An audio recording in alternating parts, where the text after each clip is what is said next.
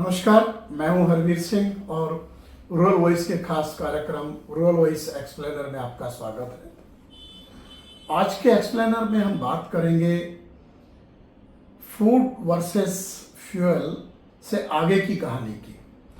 दुनिया में जब खाद्य फसलों से एथनॉल का उत्पादन होने लगा तो एक विवाद खड़ा हुआ या एक चर्चा खड़ी हुई कि खाद्यान्न सुरक्षा के मुकाबले ईंधन किस तरीके से एक नया उसके बीच में एक विरोधाभास खड़ा करता है।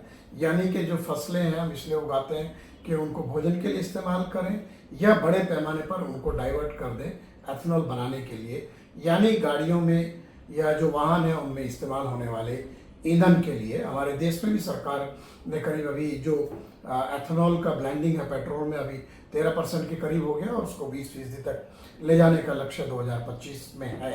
बड़े पैमाने पर पहले सिर्फ मोलेसिस जो गन्ने का जूस से जब चीनी बन जाती है उसके बाद जो मोलेसिस निकलता है उससे एथनॉल बनाते हैं, लेकिन अब खाद्यान्न जिसमें मक्का है, चावल है और दूसरे खाद्यान्न है उनसे भी एथनॉल बनने लगा है और गन्ने के रस से सीधा एथनॉल बनाने की भी सुविधा देश में दी गई है। अब क्या है कि एक नया समीकरण दुनिया में खड़ा हुआ है। पूरी दुनिया चाहती है कि प्रदूषण पर नियंत्रण के लिए और पर्यावरण के जो लक्ष्य हैं उन्हें हासिल करने के लिए इलेक्ट्रिक व्हीकल्स पर जोर दिया जाए, यानी बिजली से चलने वाले बैटरी से चलने वाले जो वाहन हैं उनकी तादाद बढ़ाई जाए। हमारे देश में भी सरकार हजारों करोड़ की सब्सिडी इलेक्ट्रिक व्हीकल्स के ऊपर देती है, लेकिन अब यहाँ पर एक मैं कहूँ कि कृषि उत्पादन के लिए जो महत्वपूर्ण न्यूट्रिएंट है, जो पोषक तत्व है, उसका उपयोग बड़े पैमाने पर बैटरियों के उत्पादन में होने लगा है। अब ये फूड वर्सेस फ्यूल के बजाय एक नया विरोधाभास या नया समीकरण सामने आया है कि कृषि उत्पादन के लिए उपयोग होने वाला महत्वपूर्ण उर्वरक जिसे हम डाई अमोनियम फॉस्फेट बोलते हैं DAP और कारों में उपयोग होने वाली बैटरी।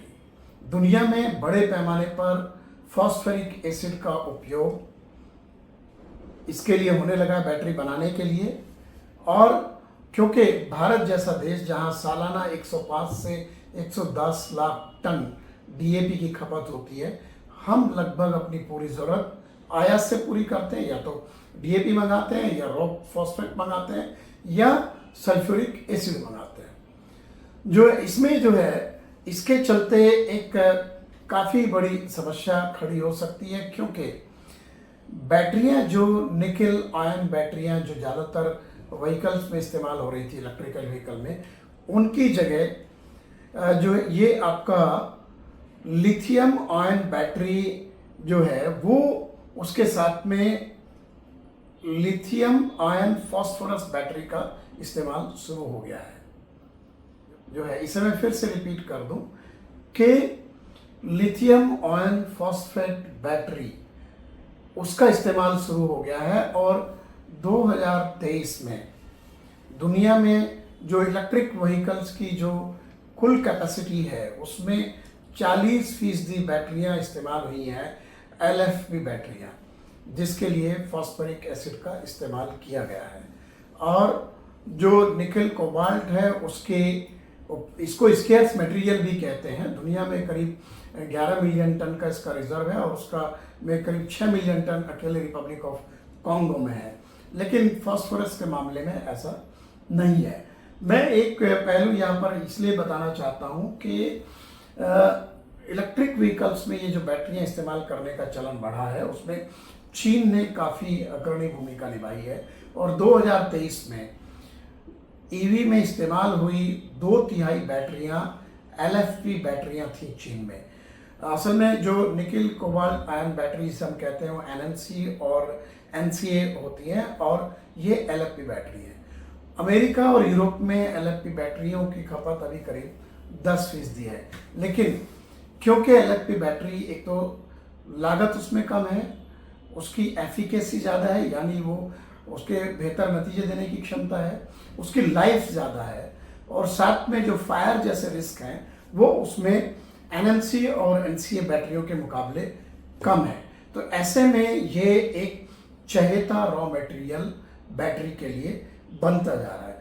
हम अगर अपने देश की बात करें, जैसे मैंने जिक्र किया कि हम लोग क्योंकि अब यहाँ डीएपी का ज़्यादातर लोग समझते भी हैं, लेकिन डीएपी एक ऐसा उर्वरक है जो देश में यूरिया के बाद सबसे ज़्यादा उसकी खपत होती है, सबसे ज़्यादा बिक्री होती है, और पौधों की जड़ों को मजबूत करने के लिए, उसके तने को मजबूती देने के लिए, यानी फसल की बुआई के बाद का जो सबसे महत्वपूर्ण चरण है उसमें डीएपी की खपत ज़्यादा होती है। डीएपी की ज़रूरत वहीं पड़ती है और बुआई के टाइम ज़रूरत पड़ती है। अभी रबी का सीजन आ रहा है, अभी आने वाले दिनों में 10-15 दिन के बाद आपका आलू और सरसों में डीएपी की ज़रूरत होगी, उसके बाद गेहूं में खपत होगी। रबी में डीएपी की खपत खरीफ के मुकाबले ज़्यादा होती है, और इस साल हमारा उत्पादन भी घटा है और हमारा आयात भी घटा है। इसलिए सरकार के सामने चैलेंज भी है कि अभी जो ज़रूरत है डीएपी की उसको कैसे पूरा करें। लेकिन जो टेक्नोलॉजी की हमने बात की है वो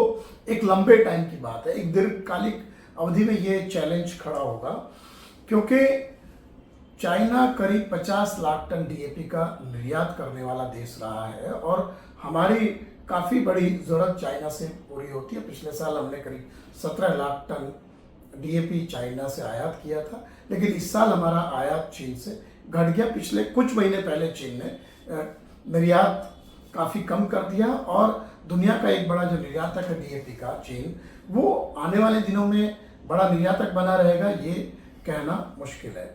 दूसरे, अगर मैं बात करूं कि जो डीएपी के लिए जो बाकी देश हैं जहां से हम लोग आयात करते हैं, हम रूस से करते हैं, मोरक्को से करते हैं, या रॉक फॉस्फेट और सल्फ्यूरिक एसिड हम लोग ट्यूनीशिया से मंगाते हैं, सेनेगल से मंगाते हैं, यूएई से मंगाते हैं, सऊदी से हमें डीएपी की और इसकी आपूर्ति होती है। मोरक्को एक बड़ा देश है इस मामले में, और दुनिया का सबसे ज़्यादा रॉक फॉस्फेट रिजर्व मोरक्को के पास है। ओसीपी जो वहाँ की सरकारी कंपनी है वो दुनिया में डीएपी और सल्फ्यूरिक एसिड के दाम जो है तय करती है। तो अब अगर हम देखें कि जैसे मैंने कहा कि दुनिया भर में जो रिजर्व है रॉक फॉस्फेट का, वो 74,000 मिलियन टन का रिजर्व है। उसमें से 50,000 मिलियन टन का रिजर्व अकेले मोरक्को में है, उसके बाद बाकी देश आते हैं दुनिया के।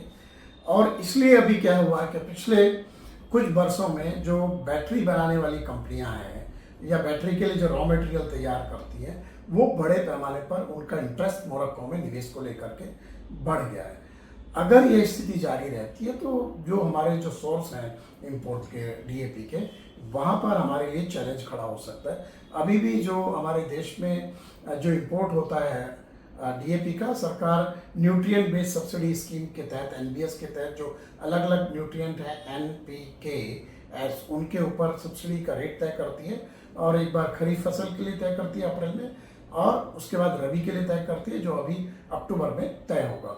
अभी जो है सरकार डीएपी के ऊपर 21,616 रुपया प्रति टन की सब्सिडी देती है। एक एडिशनल सब्सिडी का एक मैसेज कंपनियों को दिया गया है 3,500 रुपये टन का, उसका नोटिफिकेशन अभी आना है।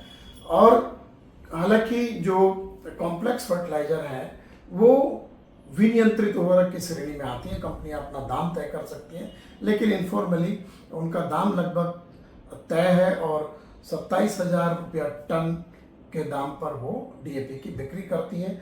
और सरकार जब सब्सिडी के अलावा उनको कोई ढुलाई का खर्च देती है कंपनियों को, तो इसमें आज की डेट में जो अंतर्राष्ट्रीय बाजार में दाम है, जो लैंडिंग प्राइस है डीएपी की हमारे देश में, वो $620 या उससे ऊपर है। उसमें कंपनियों का जो खर्चा है वो करीब ये आपका आता है 61,000 रुपया टन का आता है, और सरकार के तमाम सारी जो सुविधाएं हैं वो करीब 53,876 रुपया टन उनको मिलता है, यानी करीब 7,100 रुपये प्रति टन का उनको भी नुकसान है। और इसलिए बहुत सारी कंपनियों ने पिछले दिनों आयात में थोड़ा ढील बरती।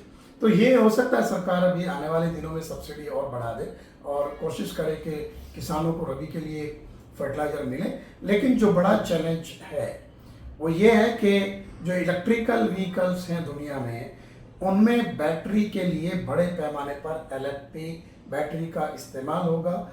उसमें जो कच्चा माल है वो पी है, और जो पी इस्तेमाल उसमें होता है वो डीएपी के मुकाबले ज़्यादा प्योर होता है। यहाँ 52-56% होता है, वहाँ पर उसमें वो उसका प्योरिटी काफ़ी ज़्यादा है, इसलिए वहाँ पर खपत ज़्यादा होगी। तो ये एक नए तरीके का मैं कहूँ कि जो ज़रूरत के मुताबिक जो एक विरोधाभास अब खड़ा होना है कि खाद्यान्न उत्पादन या कृषि उत्पादन महत्वपूर्ण है या इलेक्ट्रिकल व्हीकल्स के लिए बैटरी का उत्पादन ज़्यादा महत्वपूर्ण है। ये एक नई डिबेट दुनिया में शुरू हो रही है और दुनिया के जो बड़े मैन्युफैक्चरर हैं और जो इस टेक्नोलॉजी में काम कर रहे हैं वो इस दिशा में काफ़ी आगे बढ़ गए हैं। हम लोग अभी भी अपने देश में ज़्यादातर रॉ मटेरियल बैटरी का भी आयात करते हैं और डीएपी के लिए भी आयात करते हैं। तो क्योंकि फूड सिक्योरिटी एक सबसे महत्वपूर्ण पक्ष है और किसानों की आय महत्वपूर्ण है, क्योंकि फसल उत्पादन के लिए सबसे क्रिटिकल जो पोषक तत्व न्यूट्रिएंट जिसे हम कहते हैं उसमें डीएपी में जो है वो पी है और उसकी खपत हमारे देश में काफ़ी ज़्यादा होती है। इसलिए हो सकता है कि सरकार को अपनी रणनीति बदलनी पड़े और जो हमारा उर्वरक उद्योग है उसको भी अपनी दीर्घकालिक रणनीति बनानी पड़ेगी कि जो सप्लायर हैं रॉ मटेरियल के या डीएपी के उनके साथ लंबी अवधि की आपूर्ति के सौदे करें, क्योंकि जो ट्रेंड नया शुरू हुआ है वो ट्रेंड हमारे लिए एक मुश्किल भी पैदा कर सकता है और हमारे जो पॉलिसी मेकर हैं उनके लिए एक नई चुनौती भी है। रूरल वॉइस एक्सप्लेनर के आज के एपिसोड में इतना ही। हम फिर हाजिर होंगे आपके सामने एक महत्वपूर्ण मुद्दे को विस्तृत रूप से आपको बताने के लिए। आप हमारे यूट्यूब चैनल रूरल वॉइस इनको जरूर सब्सक्राइब करें और कृषि व ग्रामीण अर्थव्यवस्था से जुड़ी खबरें, टेक्नोलॉजी, मार्केट इंफॉर्मेशन, रिसर्च, उन सब की जानकारी और विश्लेषण जानने के लिए आप हमारे जो वेबसाइट हैं हिंदी में ruralvoice.in और अंग्रेजी में eng.ruralvoice.in को जरूर सब्सक्राइब करें। आप हमारे social media handle Facebook, Twitter, LinkedIn, Instagram, YouTube rural voice इनके नाम से हैं, इनको सब्सक्राइब करें। नमस्कार।